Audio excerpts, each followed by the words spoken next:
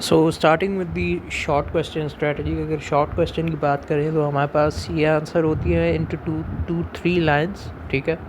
और इसका ट्रिक ये होता है कि स्टार्ट विद द डेफिनेशन, ठीक है, और इसमें एक एग्जांपल या मज़ीद कुछ एग्जांपल्स आप ऐड करें और फाइनल स्टेटमेंट को आप ऐड करें अगर तो वो एप्लीकेबल है तो। देन इलेक्ट्रोलाइट सब्सटेंस जो कि कंडक्ट करता है मोल्टन या एक्वस सोल्यूशन के अंदर का इलेक्ट्रिसिटी को, दैट इज़ द इलेक्ट्रोलाइट। और ये एग्जांपल आपके पास NaCl है जो कि एक्वस सोल्यूशन के अंदर कंडक्ट्स द इलेक्ट्रिसिटी। तो ये एक एग्जांपल है, कॉमन एग्जांपल दिया गया है। Oxidation is the loss of electrons and amphoteric oxide reacts when with both acids and bases, ठीक है।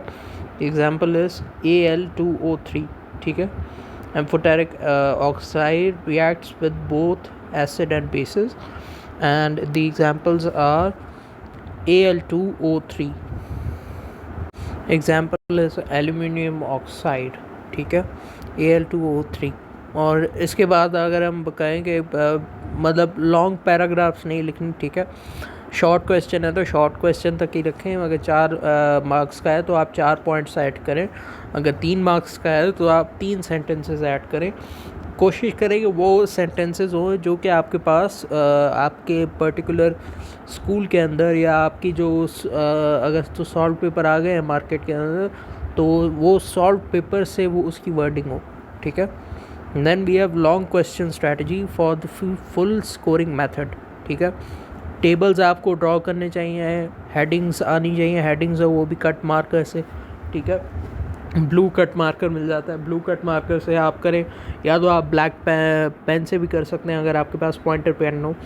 देन 3 से 5 बुलेट पॉइंट्स जो हैं वो इस्तेमाल करें, यूज़ करें, उसको ऐड करें रिएक्शंस को अगर तो केमिकल रिएक्शन इंक्लूडेड है, और एरो जो है वो ट्रेंड्स को डिनोट करने के लिए ज़रूरी होती हैं।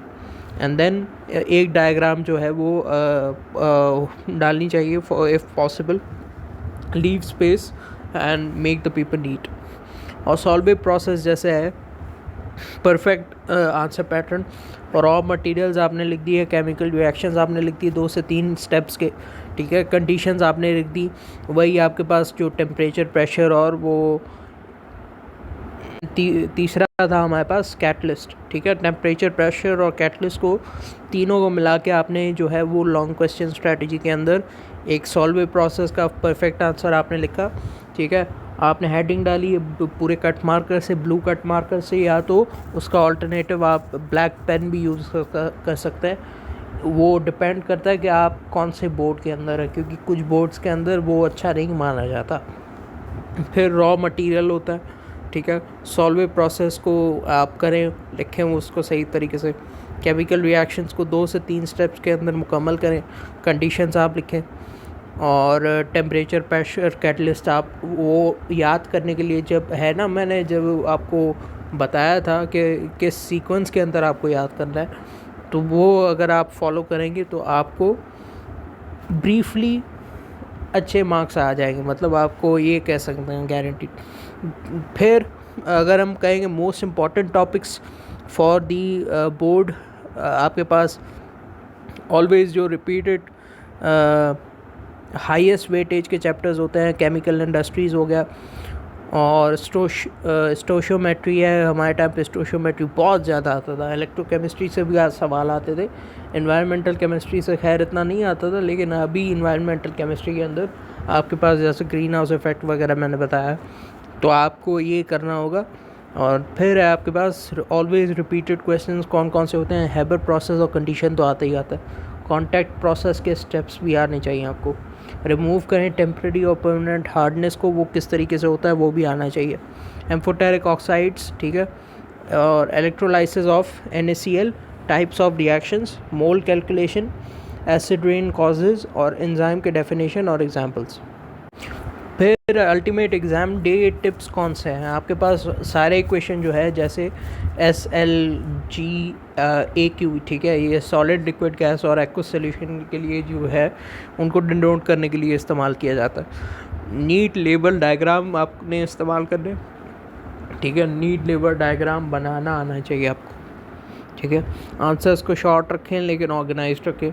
MCQs आप जो हैं पहले अटैम्प्ट करें, तो इजी लॉन्ग क्वेश्चंस हैं उनको आप पहले अटैम्प्ट करें, ठीक है। और कोई भी क्वेश्चन को आप ब्लैंक ना छोड़ें, ठीक है। करना है तो करना है पूरे तरीके से, अंडरलाइन करें कीवर्ड्स को, और एरो डायग्राम्स यूज़ करें for the processes such as Haber and contact, और हैंड राइटिंग को सिंपल रखें, फैंसी ना रखें तो बेहतर होगा। लास्ट मिनट रिवीजन प्लान की अगर हम बात करें तो हमारे पास एक दिन का प्रेप है अगर, तो पहले 1 से 2 घंटे जो है केमिकल इंडस्ट्रीज़ आप रिवाइज़ करने, सॉल्वे, हैबर, कॉन्टैक्ट हो गया, ठीक है। फिर तीसरे घंटे के अंदर आप इलेक्ट्रोलाइसिस और एक्टिविटी सीरीज़ को गो थ्रू करें। चौथे घंटे के अंदर आप जो है शॉर्ट क्वेश्चंस की रिवीजन करें, जो भी आपके पास अवेलेबल मटेरियल है उससे। मैं तो कहूँगा कि आप क्वेश्चन जो है एक्सरसाइज के फॉर्म में जो है उससे डिराइव करें तो बेहतर है। और इसके अलावा अगर आपको कहीं और से भी मिलता है जैसे पास्ट पेपर वगैरह हो गया, तो वहाँ से भी शॉर्ट क्वेश्चन की रिवीजन करना अच्छी बात है। और ये बाद में MCQ पास पेपर्स से बहुत रिपीट होते हैं, लेकिन मैं एक्सरसाइज को ज़्यादा प्रेफर करता हूँ, क्योंकि अभी आपके पास रिसेंटली चेंजेस हुए हैं, तो मोस्ट प्रोबेबली आपके पास अगर ना भी आए वैसी वर्डिंग, उससे मिलती जुलती वर्डिंग के सवाल जो है MCQ और शॉर्ट और लॉन्ग क्वेश्चन के अंदर लग जाते हैं। फिर एनवायरमेंटल केमिस्ट्री और वाटर ट्रीटमेंट आप छठे घंटे के अंदर पढ़ेंगे। सातवें घंटे के अंदर आप पढ़ेंगे stoichiometry, formula and sample calculations, ठीक है। ये कवर करता है आपका 90% ऑफ पेपर, ठीक है। 90% ऑफ कराची बोर्ड केमिस्ट्री आप शॉर्ट नीट स्ट्रक्चर के साथ अगर अटैम्प्ट करेंगे और पास पेपर्स को करेंगे, डेफिनेशन करेंगे, रिएक्शन कंडीशन, जैसे मैंने आपको टिप्स एंड ट्रिक्स बताई वो उस तरीके से अगर आप करेंगे तो 100% आपका रिज़ल्ट बहुत अच्छा आएगा।